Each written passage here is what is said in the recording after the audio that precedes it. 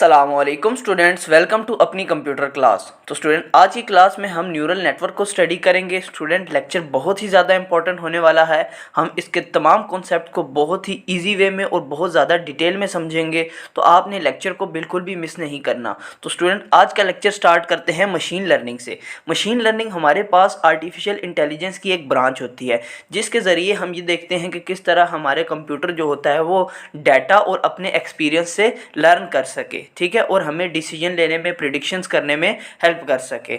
इसमें हमें किसी भी एक्सप्लिसिट प्रोग्रामिंग की ज़रूरत नहीं पड़ती। जिस तरह हमने प्रोग्रामिंग में रूल्स डिफ़ाइन करने होते हैं, यहाँ पे हमें कोई भी रूल्स डिफ़ाइन करने की ज़रूरत नहीं पड़ती। इसका इस्तेमाल करते हुए हम बड़े डाटा सेट्स में से पैटर्न रिकॉग्नाइज करते हैं और फिर उन पैटर्न्स का यूज़ करते हुए ऐसे मॉडल बनाते हैं जो कि हमें ऑटोमेटेड डिसीजन लेने में मदद करते हैं। स्टूडेंट्स, नेक्स्ट मूव करते हैं न्यूरल नेटवर्क की तरफ। न्यूरल नेटवर्क हमारे पास ह्यूमन ब्रेन की एक सिमुलेशन है। सिमुलेशन कहते हैं एक डमी मॉडल या एक नकल है। न्यूरल नेटवर्क में अगर आप गौर करो तो ये दो अल्फाज का मजमू है, न्यूरल और नेटवर्क। न्यूरल की टर्म यूज़ होती है न्यूरॉन्स के लिए और नेटवर्क आपके पास यहाँ पे कहा जाता है कॉम्बिनेशन ऑफ न्यूरॉन्स। ये बेसिकली उस तरह से काम करता है जिस तरह से हमारे बायोलॉजिकल न्यूरॉन्स काम करते हैं। हमारे ब्रेन में बहुत सारे न्यूरॉन्स होते हैं जो आपस में कनेक्ट होते हैं, जो कि इन्फॉर्मेशन एक जगह से दूसरी जगह मूव कर रहे होते हैं। सेम इसी तरह इस नेटवर्क में भी हमारे पास आर्टिफिशियल न्यूरॉन्स होते हैं जिनका काम होता है इन्फॉर्मेशन को सेंड या रिसीव करना, फिर उस इन्फॉर्मेशन का यूज़ करते हुए प्रिडिक्शंस करना और बहुत ही कॉम्प्लेक्स प्रॉब्लम्स को उस तरह से सॉल्व करना जिस तरह से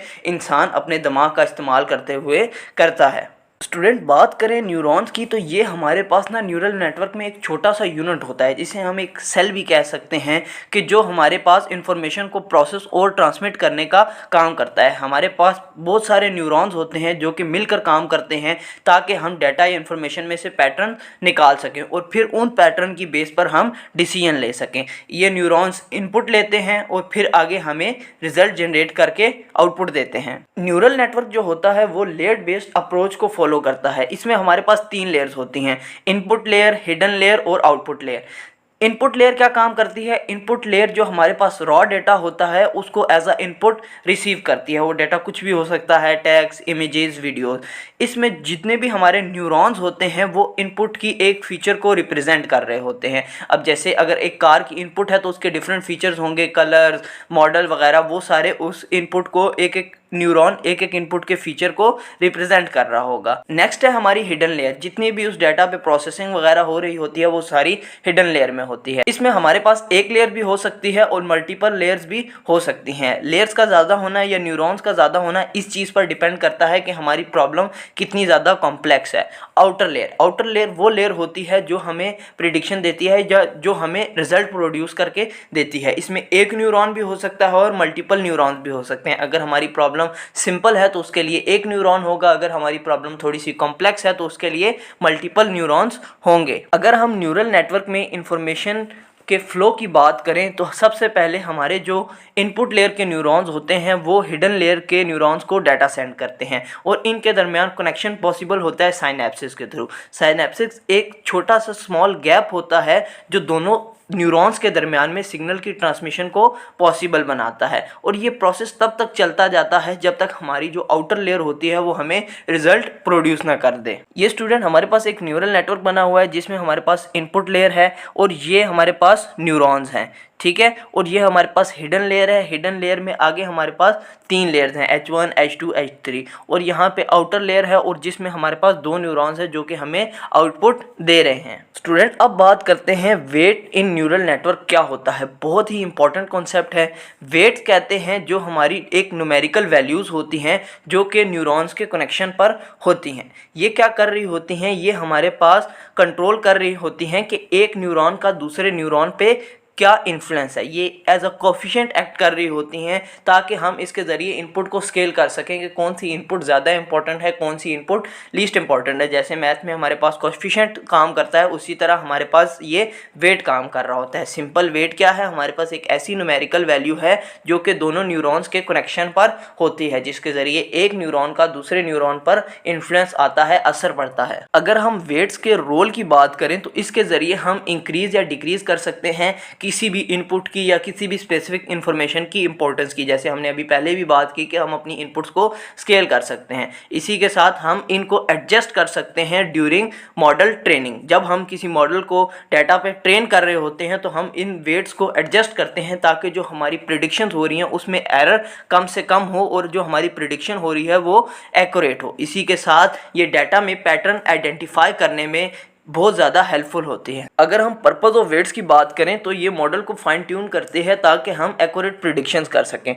फाइन ट्यून कहते हैं कि छोटी छोटी एडजस्टमेंट करना, वेट को अप डाउन करना। अगर हम वेट की बात कर रहे हैं तो हमें इस चीज़ का पता होना चाहिए, हाई वेट का मतलब है कि उस इनपुट का आउटपुट पर बहुत ज़्यादा असर पड़ेगा, इसलिए वो इम्पॉर्टेंट है, ठीक है। और लो वेट का मतलब ये है कि उसका इतना ज़्यादा अफेक्ट नहीं होगा, इसलिए जो जब हम डेटा ट्रेन करेंगे तो उसको छोड़ देंगे। इसी के साथ ये हमारे नेटवर्क को जनरलाइज करने में हेल्प करते हैं, यानी कि एक तो हमारी इनपुट्स पे जो जब हम मॉडल ट्रेन कर रहे हैं तो वो सही तरह से प्रिडिक्शन दे, और इसी के साथ न्यू इनपुट्स पे या न्यू डाटा पे भी वो एक्यूरेट रिजल्ट दे। और ये न्यूरल नेटवर्क की परफॉर्मेंस को बेहतर बनाने के लिए बहुत ज़रूरी होते हैं। नेक्स्ट स्टूडेंट हमारा बाइसेस इन न्यूरल नेटवर्क। बाइसेस वो न्यूमेरिकल कांस्टेंट होते हैं जो कि न्यूरॉन्स के साथ एसोसिएटेड होते हैं। इनको हम न्यूरॉन्स के वेट स्टेट्स हम के साथ ऐड करते हैं, और कब ऐड करते हैं? एक्टिवेशन से पहले। आगे मैं आपको एक्टिवेशन फंक्शन को बताऊंगा तो आपको इसका कॉन्सेप्ट और ज़्यादा क्लियर हो जाएगा। ये हमें अडॉप्टेबिलिटी और फ्लेक्सिबिलिटी प्रोवाइड करते हैं, यानी कि सिर्फ इनपुट्स पे ही हमारा वो जो हम डाटा ट्रेन कर रहे हैं वो सही प्रेडिक्शन ना दे, बल्कि हमारा तमाम डिफरेंट तरह की इनपुट्स के लिए वो सही तरह से काम करें। अगर स्टूडेंट हम पर्पस ऑफ बाइसेस की बात करें तो ये हमारे नेटवर्क को पैटर्न्स लर्न करने में बहुत ज़्यादा मदद करता है, क्योंकि ये एक्टिवेशन फंक्शन को लेफ़्ट या राइट शिफ्ट करता है, जिसकी वजह से हम जो अपनी डिफरेंट इनपुट्स के अकॉर्डिंग अपने जो मॉडल है उसको टेस्ट कर सकते हैं कि उस पर वो किस तरह से प्रिडिक्शन दे रहा है। एग्जाम्पल ऑफ बायस की बात करें तो अगर हम इमेज पिक्सेल्स की ब्राइटनेस को न्यूरॉन के ज़रिए प्रोसेस कर रहे होते हैं और अगर हम ये काम विदाउट बायस कर रहे होते हैं तो हमारा जो न्यूरॉन है वो एक्टिवेट होगा अगर ब्राइटनेस हमारी थ्रेशोल्ड लेवल से ज़्यादा होगी। थ्रेशोल्ड कहते हैं एक लिमिट से, ठीक है। और अगर हम बायस के साथ कर रहे होंगे तो बायस हमें क्या करती है, एक एक्स्ट्रा पुश प्रोवाइड करती है कि हम थ्रेशोल्ड लेवल से बिलो भी होंगे तो हमारा जो न्यूरॉन है वो एक्टिवेट हो जाएगा। यहाँ पर स्टूडेंट आपने एक टर्म पर गौर करना है, न्यूरॉन एक्टिवेशन। न्यूरॉन एक्टिवेशन का मतलब होता है न्यूरॉन ये डिसाइड करता है कि उसने अपना सिग्नल आगे भेजना है या नहीं। अगर वो सिग्नल इंपॉर्टेंट है तो वो उसे आगे भेजेगा, मतलब न्यूरॉन एक्टिवेट हो गया। अगर वो स्टूडेंट जो सिग्नल है वो इंपॉर्टेंट नहीं है तो न्यूरॉन उसको डीएक्टिवेट रखेगा और उसको आगे नहीं भेजेगा। अगर हम इसकी इंपॉर्टेंस की बात करें तो ये न्यूरॉन्स को मदद करता है ताकि वो कॉम्प्लेक्स पैटर्न्स को भी हैंडल कर सकें, और साथ ही ये नेटवर्क को बहुत ज़्यादा रिजिड होने से रोकता है, यानी कि स्ट्रॉन्ग इनपुट्स पे डिसीजन लेने से रोकता है। ये उसको एक्स्ट्रा पुश प्रोवाइड करता है कि वो डिफरेंट इनपुट पे भी अच्छी तरीके से रिजल्ट प्रेडिक्ट करें। और इसी के साथ साथ ये हमारी जो मॉडल की एबिलिटी होती है एक्यूरेट प्रिडिक्शंस लेने की, उसको भी बेहतर बनाता है, उसको भी इंक्रीज करता है। अब आ गया है स्टूडेंट हमारा एक्टिवेशन फंक्शन। एक्टिवेशन फंक्शन को समझते ही आपके वेट्स और बायसेस का कॉन्सेप्ट और ज़्यादा क्लियर हो जाएगा। ये हमें ये बताता है कि हमारा न्यूरॉन एक्टिवेट हुआ है या नहीं हुआ, यानी कि उसके पास जो डाटा है वो उसने आगे भेजना है या नहीं भेजना, उसके पास जो इनपुट है वो प्रिडिक्शन के लिए इंपॉर्टेंट है या नहीं। ये मैथमेटिकल ऑपरेशंस अप्लाई करता है इनपुट्स और वेट्स। तो स्टूडेंट अब देखते हैं ये काम किस तरह करता है, और इसकी वर्किंग के साथ ही आपको वेट्स और बायसेस का कॉन्सेप्ट और ज़्यादा क्लियर हो जाएगा। न्यूरॉन्स हमारे क्या करते हैं, इनपुट्स वैल्यूज रिसीव करते हैं, और हमने पढ़ा है कि न्यूरॉन्स हमारे आपस में कनेक्ट होते हैं, और जो वेट होता है वो उनकी कनेक्शन के ऊपर एक वैल्यू होती है। लेट्स सपोज ये न्यूरॉन्स आपस में कनेक्टेड है, इनका कुछ वेट है, तो हम क्या करते हैं कि हम उनका वेटेड सम प्लस बायस के थ्रू कैलकुलेट करते हैं। यहाँ पे ये जो W है ये हमारे इन न्यूरॉन का वेट है, और ये जो X है ये हमारे पास इनपुट है। इनपुट और वेट मल्टीप्लाई होकर बायस वैल्यू उसमें ऐड हो जाती है। फिर यहाँ से जो रिजल्ट आता है एक्टिवेशन फंक्शन उसको प्रोसेस या उस वैल्यू को प्रोसेस करता है। जो हमने बात की थी कि बायस जो होता है वो एक्टिवेशन को लेफ्ट या राइट शिफ्ट करता है, क्योंकि इस वैल्यू में बायस का असर आता है, इस वजह से हमारा एक्टिवेशन लेफ्ट या राइट शिफ्ट होता है। प्रोसेसिंग के बाद अगर तो जो हमारी वैल्यू है वो हमारी लिमिट या हमारी थ्रेशोल्ड को पहुंच जाती है तो हमारा न्यूरॉन एक्टिवेट हो जाता है। अगर वो थ्रेशोल्ड को नहीं पहुंचती तो हमारा न्यूरॉन डीएक्टिवेटेड हो जाता है और उसको आगे नहीं भेजा जाता, उसको वहीं पे रोक दिया जाता है। एक्टिवेशन फंक्शन हमारे नेटवर्क में बहुत ही ज़्यादा इंपॉर्टेंट रोल प्ले करता है, क्योंकि ये हमारे इंपॉर्टेंट सिग्नल को नेक्स्ट लेयर्स पे पास करता है और हमारे जो अनइम्पॉर्टेंट सिग्नल्स हैं जो हमारी आउटपुट पर कोई इफेक्ट नहीं डाल रहे उनको फिल्टर कर देता है। ठीक है, हमारी इनपुट वैल्यूज़ को मैप कर देता है जो कि हमें चाहिए अपनी डिज़ायर्ड आउटपुट के लिए। इसी के साथ ये हमारे नेटवर्क को हेल्प करता है कि वो कॉम्प्लेक्स पैटर्न्स को आसानी से लर्न कर सकें। स्टूडेंट, अब बात करते हैं एक्टिवेशन फंक्शन की इंपॉर्टेंस की। ये आपके लिए समझना बहुत ज़्यादा ज़रूरी है और ये आपका एक इम्पॉर्टेंट शॉर्ट क्वेश्चन बन सकता है।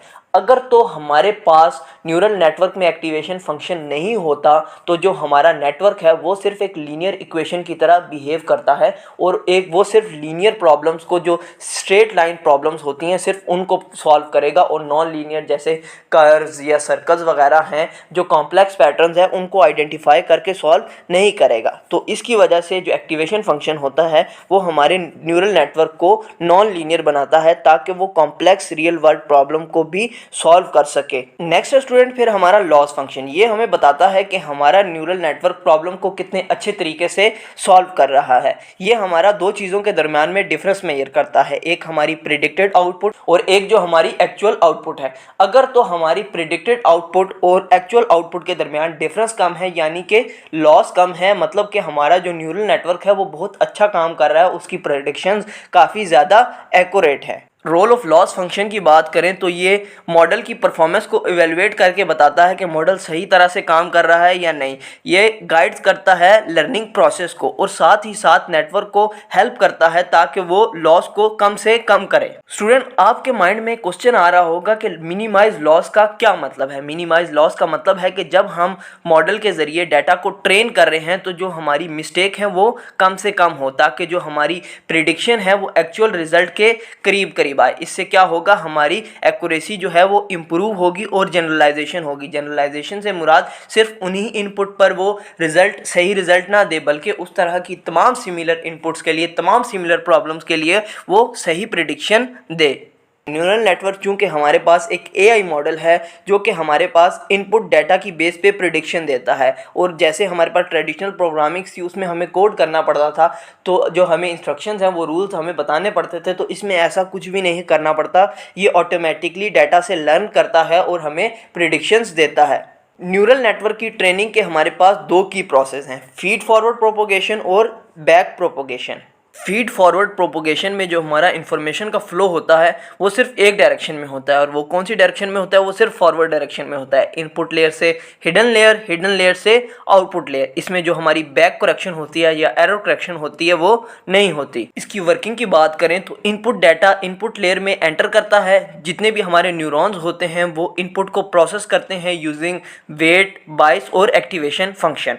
तो एक्टिवेशन फंक्शन के बाद हमारे पास एक वैल्यू प्रोसेस होकर आ जाती है। अगर तो वो आउटपुट वैल्यू हमारी थ्रेशोल्ड वैल्यू से बड़ी होती है तो न्यूरॉन एक्टिवेट हो जाता है और आगे फॉरवर्ड पास कर दिया जाता है नेक्स्ट लेयर को, और ये प्रोसेस चलता रहता है, तब तक चलता रहता है जब तक हमारी आउटपुट लेयर कोई रिजल्ट प्रोड्यूस ना कर दे। एक एग्जांपल से इसके फ्लो ऑफ डाटा की बात करें तो इनपुट में है हमारे पास इमेज पिक्सल, हिडन लेयर में उसके फीचर्स एक्सट्रैक्ट किए जाएंगे, एजेस, शेप्स, पैटर्न, और आउटपुट में ये प्रेडिक्ट किया जाएगा कि वो इमेज किस चीज़ की है, कैट की है या डॉग की है।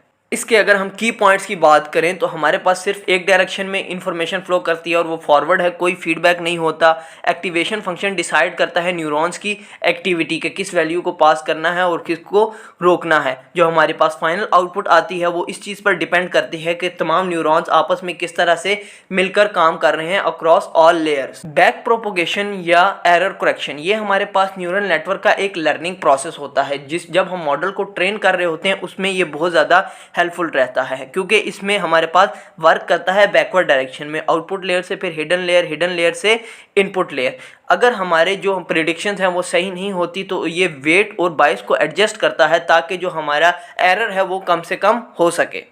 अगर हम इसकी वर्किंग की बात करें तो ये प्रिडिक्टेड आउटपुट और एक्चुअल आउटपुट को कंपेयर करता है with the help of loss function. Loss function के जरिए ये एरर मेजर करता है। अगर तो हमारा एरर आता है तो ये बैकवर्ड प्रोपोगेट कर जाता है और वेट्स और कोई वैल्यूज़ को अपडेट करता है, बाइसेस को एडजस्ट करता है। इसका मकसद ये होता है कि लॉस को मिनिमाइज किया जाए और एक्यूरेसी को ज़्यादा से ज़्यादा बेहतर बनाया जाए। इस बैक प्रोपोगेशन का फ़ायदा क्या होगा कि हमारा नेटवर्क एरर से लर्न करेगा। जब हम उसे डिफरेंट बहुत सारे डाटा सेट्स पे ट्रेन करेंगे तो वो उनसे सीखेगा और फिर वो न्यू डाटा या अनसीन डाटा पे भी हमें सही प्रेडिक्शन देगा, जिससे क्या होगा, जनरलाइजेशन की एबिलिटी इंप्रूव होगी, यानी कि वो तमाम इनपुट्स के लिए सही प्रेडिक्शन देगा। एग्जाम्पल की बात करें तो इसमें हम एक टास्क परफॉर्म कर रहे हैं जिसमें हम चेक कर रहे हैं कि ईमेल स्पैम है या नहीं है। प्रेडिक्शन क्या होगी, या तो स्पैम है या तो वो स्पैम नहीं है। अगर तो इसमें प्रेडिक्शन में हमारा एरर आ जाता है, वो बैक प्रोपोगेट करेगा, वेट्स को एडजस्ट करेगा ताकि जो हमारी प्रेडिक्टेड वैल्यू है वो हमारे एक्यूरेट जो हमारा रिजल्ट है, एक्चुअल रिजल्ट है, उसके करीब करीब की आ जाए। की पॉइंट्स की बात करें तो फीड फॉरवर्ड प्रेडिक्शन के लिए यूज़ होता है और बैक प्रोपोगेशन एरर करेक्शन के लिए यूज़ होता है। अगर हम इन दोनों को एक साथ इस्तेमाल करें तो हमारा नेटवर्क बहुत ज़्यादा स्मार्ट होता है, जो कि डाटा से खुद ब खुद सीखता है और बहुत अच्छी प्रेडिक्शंस देता है। इसकी एक रियल लाइफ एग्जांपल की बात करते हैं। हमने एक हाउस की प्राइस प्रेडिक्शन करनी है। न्यूरल नेटवर्क रियल स्टेट पे भी अप्लाई होता है, ठीक है। तो हम प्राइस प्रेडिक्शन करने के लिए कुछ पैरामीटर कंसीडर करेंगे जिनका प्राइस पे कुछ ना कुछ इफेक्ट होगा। जो हमने पैरामीटर्स कंसीडर करने हैं, अगर हम सिंप्लिसिटी की बात करें तो हमारे पास लेट्स सपोज 4 इनपुट फीचर्स हैं। एरिया है, number of bedroom, distance to city या हाउस की एज वगैरह। तो अगर हम न्यूरल नेटवर्क के मॉडल की बात करें तो इनपुट लेयर में हमारे पास 4 न्यूरॉन्स होंगे, क्योंकि हमारे पास 4 पैरामीटर्स थे, ठीक है। हर न्यूरॉन एक पैरामीटर के लिए होगा। हिडन लेयर में उसके फीचर्स की प्रोसेसिंग होगी with the help of weight and bias. Output layer में हमारे पास एक न्यूरॉन होगा जो कि हाउस की प्राइस को प्रेडिक्ट करेगा। वर्किंग की बात करें तो इनपुट फीचर जैसे एरिया, बेडरूम, वो इनपुट न्यूरॉन्स को दिए जाएंगे, फिर उनका वेटेड सम और बाइस के साथ उसको कैलकुलेट किया जाएगा। फिर एक्टिवेशन फंक्शन उस वैल्यू को प्रोसेस करेगा और थ्रेशोल्ड के साथ चेक करेगा और फिर हमारी फाइनल आउटपुट या फाइनल प्रेडिक्शन होगी। अगर हम मॉडल की ट्रेनिंग की बात करें तो उसको हिस्टोरिक डाटा पे ट्रेन किया जाएगा कि हाउस के सेल का डाटा पे कि प्राइस वगैरह कैसी थी, यहाँ पे अभी करंट रेट क्या चल रहा है। फिर लॉस फंक्शन के ज़रिए कंपेयर किया जाएगा कि जो हमारी प्रिडिक्टेड वैल्यू है जो हमारी एक्चुअल प्राइस है उसके दरमियान में कितना आ रहा है लॉस। और फिर हमारे बैक प्रोपोगेशन का यूज़ करके उस वेट्स को एडजस्ट किया जाएगा ताकि लॉस को कम से कम किया जा सके और फिर एक एक्यूरेट प्रेडिक्शन दी जाएगी। की पॉइंट्स की बात करें तो न्यूरल नेटवर्क हमारी रियल वर्ल्ड प्रॉब्लम को सॉल्व करता है, जैसे हाउस प्राइस प्रेडिक्शन हो गई। ये सेम अप्रोच अप्लाई होती है स्टॉक मार्केट में भी, वेदर प्रेडिक्शन में भी, मेडिकल डायग्नोसिस में भी। तो स्टूडेंट, उम्मीद है न्यूरल नेटवर्क के तमाम कॉन्सेप्ट्स आपके क्लियर हो गए होंगे। मिलते हैं नेक्स्ट वीडियोज़ में, तब तक अपना ख्याल रखिएगा। अल्लाह हाफिज़।